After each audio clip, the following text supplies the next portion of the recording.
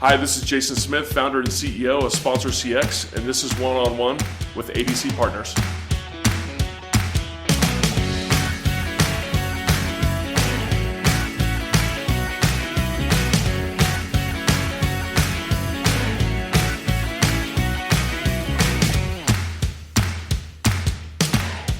Hi, this is Dave Almy of ADC Partners.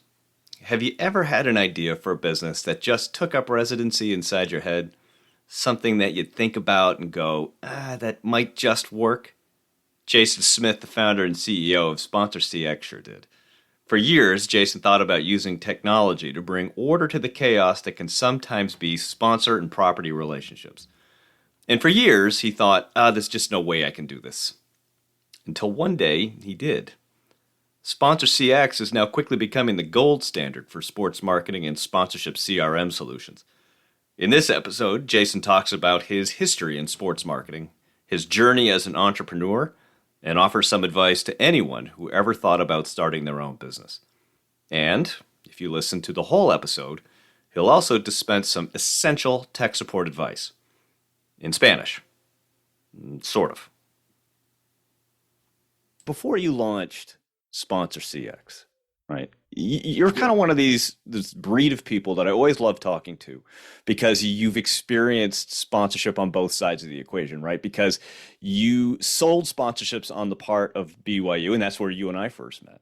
Yep. And then you invested in them on behalf of Mountain America Credit Union. So given that you've worked on both sides of that equation, what is your list of, secret sauce? What are the ingredients to the secret sauce that goes into creating a successful partnership? Well, first of all, when we first met, I think we dump trucked a ton of BYU gear on your cookout. I still have the sweater vest.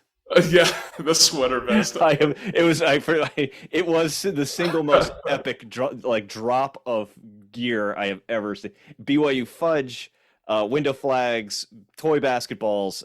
It was remarkable. So I don't know whose truck had to bring all that stuff over, but well done, sir. Well done. We love our gear over at BYU. But yeah, no, it's awesome being able to sit on both sides because I think that's where when Mountain America hired me over, on that side, I think I had developed a great relationship. Obviously, they were one of my partners when I was working for IMG at BYU, but just the knowledge that comes over from actually sitting in the nuts and bolts of what, you're selling as a sponsorship and then basically going over to the corporate side and brand side of the business, you kind of have an idea of what is fluff, what is not, what is, and what's feasible too, right? I mean, there's a lot of things that you can sell in and kind of go, oh, what a great idea. But you've been on that side of the table. You can go, oh, that's complete fantasy. Totally. Yeah. Or the other part is that's going to take a lot of work to activate on what, so if you want to sell this to me, what are you going to do to make sure that this actually is what type of resources are you going to put in to be able to make this happen for me on your end, and what connections internally are they going to have? So you kind of have some knowledge a little bit about that, so you can ask the right questions on it. But no, I loved it. I think kind of that secret sauce, with it. These are kind of the pillars that I like to go off of. Like when I was build that house, man. Let's hear these pillars. Yeah, these are the pillars. The sponsorship pillars right here. So start taking notes, people. I always wanted to have something that had actionable marketing, right? Okay. Something that I could really dig my teeth into and pull up the numbers and say, we drove this kind of revenue or we got this type of return off of this promotion or these ticket backs or whatever it is, right? So some sort of actionable marketing piece. Yeah. The other was just big brand, right? I wanted to separate from the competition. I wanted to make sure that, we were loud and proud, at BYU or at the Arizona Coyotes or at Boise State, wherever it was. I wanted to make sure that no one was going to miss that Mountain America was a significant partner. And that's not just amongst your competitive set, right? I mean, that's because a lot of these places are pretty busy with sponsors. There's a lot going on. From clutter. Yeah. Separate from clutter. And the more exclusive you can get, the better, right? So if you're the only logo on a scoreboard, that's better than having 52 20 logos on a scoreboard, right? Because it's just separates. So there's the big brand element, but then there's also media. Media helps you tell your story. It gets out to the masses, whether it's TV, radio, social that type of thing. Business development, from that standpoint, a lot of times people go straight to ticket, hospitality, and those types of things, but actually using it the right way too. So having a strategic plan for those tickets that come to your corporation, not just be like, oh, Jason just gets to go to like every BYU game for the rest Jason of is the ticket master of Mountain America Credit Union. Exactly. Like, okay, strategically, if we're going to use these tickets, how are they going to help build the business? How are we going to close business off of this? And how are we going to do this? So working with our business services team, the mortgage team, whatever it was, like to make sure that it was going to the right people that way. What do you think you fundamentally, as when you were selling with BYU, right? And you were out developing all these partners. When you moved over to Mountain America, what did you think? Oh my gosh, I had no idea. Right? What assumptions did you have when you got to Mountain America where you were like, okay, well, this is much different than I thought it was going to be? Just how much work it was, and then yeah. I mean, like it wasn't a matter of like I literally had to show to executive management how we are driving ROI off of this sponsorship. It was that conclusive. Yeah, like why are we spending this money on this? And you need to show us why it's important for us to do this. That's a challenge. And over time, as we were being able to show the return on a lot of these partnerships based on how I would structure these deals, they became more and more excited about doing them. That's why you started to see Mountain America. When I first came in there, they were spending, $30,000 here or 15 there, whatever it was, but it wasn't impactful and it wasn't strategic. They were just sort of sprinkling the marketplace. Yeah, and so once we really got strategic with it, of like, what do we really want to do here with it? Like, how can we move the needle with it? It was this aha moment for everybody, and things took off. But that last pillar, which I think is probably the most important one, is community involvement. Having a piece where you can actually give back and partner with the property, and the brand can partner together to give back, right? And finding ways to benefit, the Boys and Girls Club or just youth in general or financial literacy or whatever it may be, like implementing something in there that's a community give back. Because if you're going to plaster your logo all over a sporting arena or wherever it is, if you can put in a little bit of community in there, it lessens the corporatism of it, right? It just becomes more like, no, this company actually cares. It makes it rational. It gives it some practicality to the community that they can actually look, touch, feel. Like totally get it. So a couple seconds ago, you brought up the idea of sort of a aha moment or a light bulb moment going on inside Mountain America when it's like, okay, we can use these to a level of effectiveness. Take up that light bulb and now turn it on for the concept that eventually became Sponsor CX. Was it a light bulb moment, or was this something that had been percolating inside your brain pan for some time? It was. So I use some platforms on the sales side, and some other ways to kind of manage it all. But when I went to Mountain America, I started to work with sports properties, the arts, events, entertainment, all these different nonprofits even. And I started looking at it, and I'm working with all of them. And now we need to like kind of activate on this a little bit. And I'm seeing how they're managing it all. And I'm like, this is a mess. like this is, that was don't hard. Sugarcoat it, man. Tell us what you really think. It was a mess. It was a mess. And I'm like, okay, there's got to be a better way. And I'll be honest. Literally, I was like, gosh, I don't have time to do this. Like, I don't want, because I had some ideas of like, this is what we could do. That was maybe kind of a light bulb moment of like, we can be better as I started to kind of see this. And I'm like, well, maybe I can be a solution to this. And so as I started to kind of sketch it out and do a little bit of validation by talking to just trusted colleagues that I know in the industry on the sponsorship sales side, I started to really see the need, for it. And I talked myself out of it 20, 25 times. I was like, no, I ain't doing this. Don't do this. But, finally I was just like, what the heck? I'm just going to do it. All right. So before we go any further, go do a quick elevator pitch. For people who aren't familiar with Sponsor CX, and you've hopped into the elevator, you've got 10 floors to explain what it is. Ready, set, go. It's sponsorship management made easy and efficient and effective. Really. I mean, if you just do it really quick that way.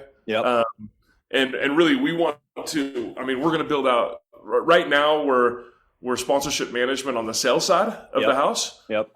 for manage your accounts, contacts, your inventory, build that inventory with agreements all the way to fulfillment. So it's Yep. end-to-end sponsorship management, right?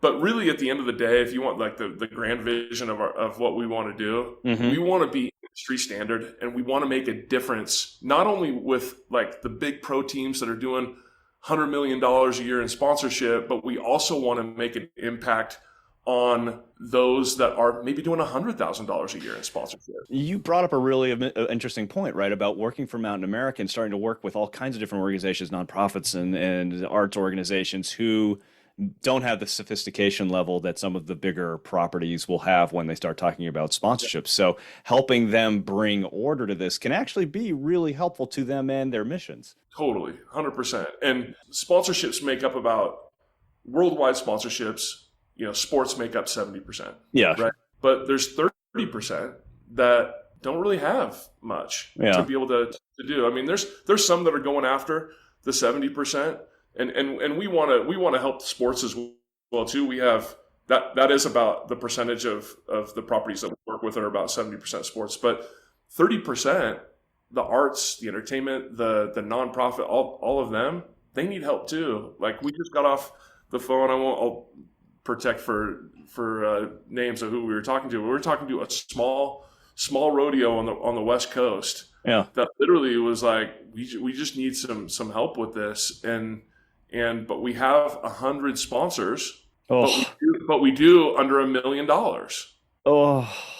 And so it's like death by paper cuts, right? So Yeah, it's like exactly. how do we as an organization help them get out of the mess that they're in to be able to help them kind of manage this? And honestly, we actually have the software, but we also can help them on let's just call it a consulting basis. Like if Right. you need to with inventory and how to break that out or how to strategically, do that. And you do this every day, right? And helping people kind of really manage that, but like really helping them have a solution from a software standpoint to manage this all, because 100 sponsors at less than I mean that's a Crazy lot of making. parts. That's a lot of moving parts, Oh, yeah, it is. Oh, right? jeez. Well, I mean, it's great to hear that the organization is trying to bring order to the chaos that can be management of the sponsorship and partnership process, right? Because like you said, there's a lot of moving parts. And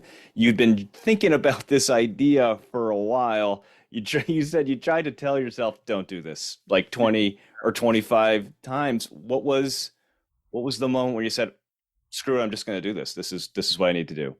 I just felt it. I just Yeah. felt that's what I needed to do. Like I just, I mean, call it a prompt, spiritual prompting, whatever you want to call it. I felt like I needed to do it because no one else was doing it. I Right. mean, there's others that are doing it, but not the way we're doing it. Yeah. We want to make it easy, efficient, and just clean, So right? then what was that first day like? Did you say, Mountain America, I'm done, see you later, I'm out, I'm working full time on this? Did you try to do it both at the same time for a while? How did you get started? That's a great question. So yeah, I started. I officially started the company, like if you want to say like paperwork and everything, Yeah, like yeah, 2017, yeah. right? Okay. And my first while was validation. I mean, I invested my own money to build a beta version overseas. I invested $30,000 of my own money and went overseas. I had a group help me, build it, and I built this beta version. But the first version of it was post contract software to manage, because that was the issue I was having with Mountain America and working with them, is like all the moving parts and everything, right? So Yep. I kind of had built that first and laid it out, and I had 5 beta users. And I pretty much said, here, take it. I want you guys to like tell me what it's like, use it. And 2 of them said, we love this. We'll pay you Huh? for it. Oh, And I'm out like, of the oh, gate. yeah, out of the gate. And I'm like, okay, great. Okay. Yeah. The other three said, Jason, this is great. Don't get me wrong, this is great, but we really need the full CRM flow in this. So they gave you a sense of where it needed to head to be a complete solution. Yes, and that's when I met my current co-founder and CTO, Creed Mangrum, who he's an MIT guy, super smart, way smarter than I could ever be. Can't even But spell MIT. yeah, MIT is TIM or something. It's Tim, right? So Creed and I we meet up, and I get, long story short, we got a mutual connection. He I meet with him, kind of talk with him a little bit about it, and he's like, "Listen, Jason, I love what you're doing. I want to be a part of it, but in order for us to do this, we're going to throw away your software that you just built, and we're going to rebuild it because it needs to be built on scalability because it was not built on scalability, and so we took the next." The stomach punch, there goes my 30 grand. But it was learning. I should say that, with all those budding entrepreneurs out there, you have to learn. Yeah. You have to keep learning. And sometimes it costs you money to learn. And that was what we did. We learned. And so we architected the sales from prospecting all the way through the contract stage, all the way to our post-contract fulfillment portal, all the way from end to end. And then we ended up rolling it out at the end of 2020. Okay, so a fully baked, or obviously software is a continual iterations and reversioning and adding to and things like this, particularly when you're talking about software as service type deliveries of what you're doing here. But that was the go point. 2020, you launched. You have a couple clients. Did you actually, the first two start with you, started actually follow through and say, we're going to do this? Or was that a new point where you said, this is the software and we're going to start from zero? Yeah. Well, I mean, a few of those are still on with us, but yeah, it was 2020 was kind of a reset of this the new platform. So 2021 became an educational process for us to educate the market about what we're doing. And I would still argue that we're still in that phase. Like, yeah, sure. People in our industry are starting to hear about us now. Like we've got momentum going, and every day it feels like I have someone reach out going, I want to learn more about this. Like, and then this podcast is going to come out, and I mean, my God, the company is just exactly. The doors are going to blow off. We'll have to pay you a commission. It's going to be all right. Well, that's a follow-up conversation. So we've got with it, it came down to like we were just educating the low-hanging fruit of people that we knew and all of that, and we got to a point where we actually, and this kind of comes to the start of your last question of like Mountain America and Sponsor CX at the same time. So I'm balancing both of this at the same time, right? I'm still doing Mountain America and I'm doing this, and it kind of reaches a point where like I'm starting to make some noise with Sponsor CX to the point where Mountain America actually pulls me in and goes, "What are you?" And I haven't even shared the story before. But they're like, "What are you?" Well, like we know about Sponsor CX because I never hit it by any means, right? They knew about it. But okay, so this wasn't something you were like turning the screen away from. No. Yeah. No, like and Sharon Cook, great friend of mine. She's the chief marketing officer there. She's amazing. But she's like, we're starting to see like some like what's going on. So we actually had a really healthy conversation about that. Like it was really good, and she was super supportive. I can't say anything other than she trusted me. She saw the work that I was doing for Mountain America, which was great, and she was like almost like proud of me for doing it, right? And was like, this is great. So it was never. In fact, I still to this day do stuff with Mountain America because we just have such a great relationship. But it was, and I realized that's probably not the case probably with others that would probably try and do this. But I had such a great relationship internally with Mountain America and with the executive team there that they trusted me, with it. And that conversation was probably kind of mid 2021, and it started to pick up so much steam. I actually remember the moment I'm flying into Boise, Idaho. I'm going to meet with Boise State, and I've got so much going on. And it was August, getting ready for the football season. And I'm landing in there, and I am overwhelmed. Like I've now got customers that need work and onboarding and all of that on this side, and I've got my Mountain America job that covers 6 states and multiple 40, 50 different properties, and I'm like, I can't do this. Yeah, you're being pulled apart like taffy. Yeah, I texted one of my buddies and I'm like, I've got to raise money.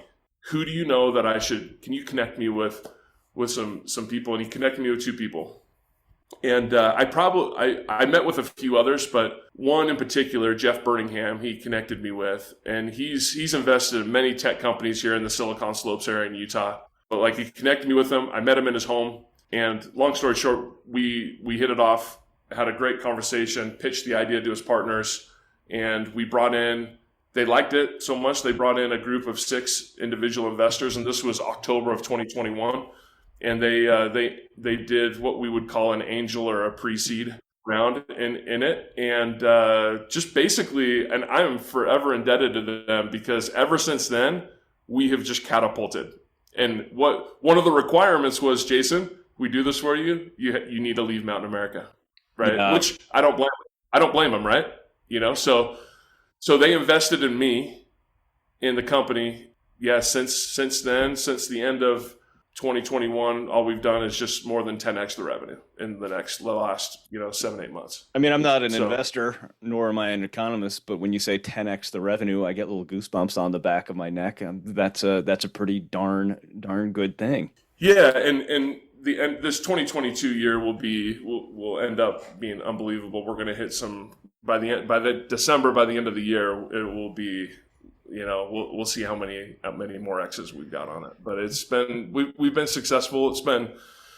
We've been blessed. Let's just put it that way. And it all started with an idea, but it really helped us catapult with, having the trust of somebody. And to this day, I mean, he's not an investor that's like driving just on my back all the time. Like he lets me lead. He lets me run the company. I report to him every 3 months and let him know where it's at. And I consider him a dear friend and a mentor. Like he has mentored me. It's been amazing. That's the best kind of investor to be able to bring into the company, right? That person who's going to let you and trust you and because they do. I mean, most of the investors that I interact with, it's a people business. Right. And you can have a great financial analysis of what the proposed company is going to do. But if you look at the person who's putting that together and you don't feel like they're the ones who are going to be able to put it too over the top or get to what those financials are suggesting, it's not going to be an investment. It's a people business. Yeah, it is. It is. And I'm indebted to him. 2022, has been kind of a benchmark year for y'all. Like you said, revenue is starting to take off. And I just saw the other day you made the announcement regarding the Premier Lacrosse League, and I have to say, as a lacrosse guy, that one was pretty exciting for me because that is not just a growing sport; it's been growing across the United States pretty dramatically for a while. But the Premier Lacrosse League is really starting to take off as well. That model for that league and their significant media rights deal with ESPN. Can you share a little bit how the deal with or the partnership with the PLL came together, and what do you feel like that means for Sponsor CX?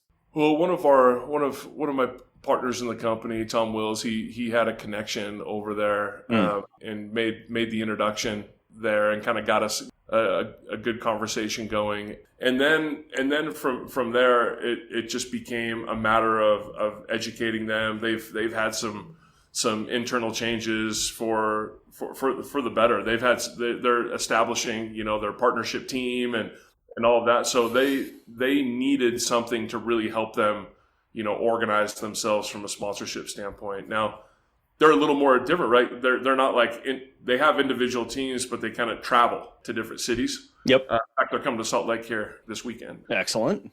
But they to Salt Lake City. But yeah, so it's been great. I mean, first of all, like, congratulations to them on that series. It's a Series D round, and I think it was TCG, WWE, and Kevin Durant's group, 35V, I believe. Yeah, I think so. And they've just been great to work with. We literally just brought them on. We're in the middle of onboarding them and getting them into the system. But yeah, it's been nothing but positive. And that group over there is forward thinking. Like the PLL is forward thinking. And I think for us with Sponsor CX, like to be able to partner with the lacrosse league, the Premier Lacrosse League, and have that type of an organization using the platform is huge. And we have a lot. I mean, Clemson Athletics, for example, they took everything in house, and they use our platform as well. And we have a lot of different organizations that do it that way. But I'm actually excited, and stay close to our social media channels, because we have some really big stuff getting ready to happen. Which, Bigger than the PLL? Surely you cannot be serious. well, PLL's big, but this will be big as well. Let's All put it. right, well, I'm staying close. I can Yeah. feel the digital media is starting to heat up related to Sponsor CX. I mean, what does get you most excited about where the company is headed when you see the traction and when you see people's response? What gets you excited, right? What gets you like springing out of bed? And on the flip side of that, where do you think the greatest hurdles lie in the next as you look to 2022 and beyond? Yeah, I'm excited about just all the opportunity that's out there. Mm-hmm. And I get really stoked to show the product. I mean, I was just sitting with a Major League Soccer team a couple weeks ago, and they're like, all right, we're in this call together, and we're like, all right, tell us the pitch. And I'm like, I'm not going to tell you the pitch. I just show it to you. And I'm going to show it to you, and then you tell me. I don't know. I know what you told me what you're using, but I don't know your experience.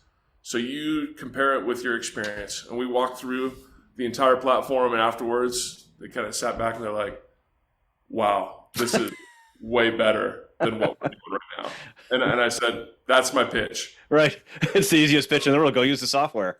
I know, that's my pitch. So and they're gonna end up signing up with us too. So like I get most excited about organizations going like, oh my gosh, like this is solving so many issues that we have. Like, Yeah, when you see the reaction.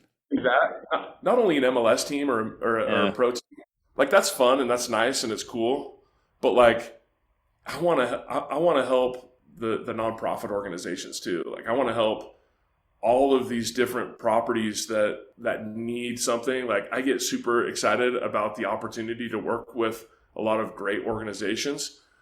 On the challenge side, I think what we face is just like a lot of others do. I mean, number one, economy, right? That we're in right now.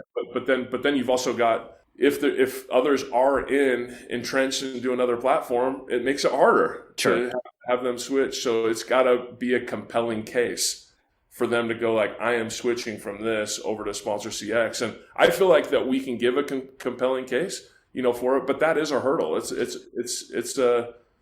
a challenge. And then the other products and features and things that we want to roll out in the future that like we just don't want to just be a CRM for sponsorship sales. Like we have much grander visions, and that in itself is going to cause more challenges, which is exciting though at the same time to kind of knock down some of those. Now, I suspect there's a couple of people who are listening to this podcast. Yeah. And they maybe have had an idea or two pinging around inside their heads, right? They've been in a position where you were years ago when you're thinking, don't do this. What advice do you have for a would-be entrepreneur? What's the good, the bad, and the ugly of going into business for yourself? Well, I think first of all that if you have an idea and you're thinking about it, you need to do it. You've already failed if you don't try. Right? It's a great one. Do it, right? So like, there's a lot of ideas, but a lot of people do what I did, which was like, no, like I can't do that, or I'm not going to do it. Like, and that's where it stops. But if you would take that idea and actually even just invest a little bit of money, time to validate it, to help you, because I think that's what happened with me is just taking a little bit of time to validate helped me kind of take like a step of like, oh, people actually really like this. In fact, they're willing to pay me for it. Like, that's interesting. So just do it. Like, I just have Nike swoosh here. Just do it, take some risks, but you gotta have a vision. You gotta have a vision, but just know that there's going to be bumps and there's going to be challenges and there's going to be situations where it's like, this customer wants this by this date. And how are we going to do it? We got to figure this out. And I think facing challenges, and this is probably the number one advice I can have. When I worked at BYU, when I was at Mountain America, and even as the founder and CEO of Sponsor CX, is you don't have to do it alone. Yeah. Surround yourself with good people, honest people that have your back, that do good work and are really good at things that you're not good at. And as you do that, you can create something really amazing. And don't be abundant. Have an abundance mentality rather than a it's all mine mentality. Share it out. Once you do that, the sky's the limit. And I'm talking about, and there could be some entrepreneurs who are like, no, I want to keep everything. But no, like, make sure people are invested in what you're doing and excited about it. Otherwise, it becomes just another job and just another grind for everybody. And if you do that and you treat people right and you create a culture, then it's the people that help get it to where it needs to be. Jason Smith, founder and CEO of Sponsor CX, thanks for joining us today on the podcast. But before we let you go, we're going to go through a quick lightning round of questions. Jason, you do not know what's coming, so we need to make sure that you are ready and able to respond to the lightning round. Are you ready? I'm able. I don't know if I'm ready. All right, well, we're about to find out, aren't we? All right, first question. You are a passionate fisherman. Where exactly is your favorite secret fishing hole? The Green River in eastern Utah. Okay, not secret anymore. As the CEO of a tech company, can you please explain why unplugging the router for 30 seconds is a solution to almost every technology problem? You'll have to ask my CTO that question. All right, we'll have to bring that. We have to bring him in for volume 2. Anything that's technical, I'm like, all right, Creed, you're on. Right, look that way. All right, you are, as we've discussed, you're based in Salt Lake City. It's a fall Saturday night in Salt Lake City. Are you taking the tickets to the Jazz or the Cougars game? Cougars, 100%, all day long. That was literally the easiest question ever asked of you in the history of questions. Okay. You have an associate's degree in Spanish. Please say you need to unplug the router for 30 seconds in Spanish. That, I don't know how to say router. Necesita unplug el router. Por 30 segundos. I'm not sure unplug. Okay. All right. Jason Smith, founder and CEO of Sponsor CX. Thanks for joining us today, man. Awesome. Thanks, brother. Thanks for listening to this ADC Partners podcast. For more information about ADC Partners, please visit our website at adcpartners.com.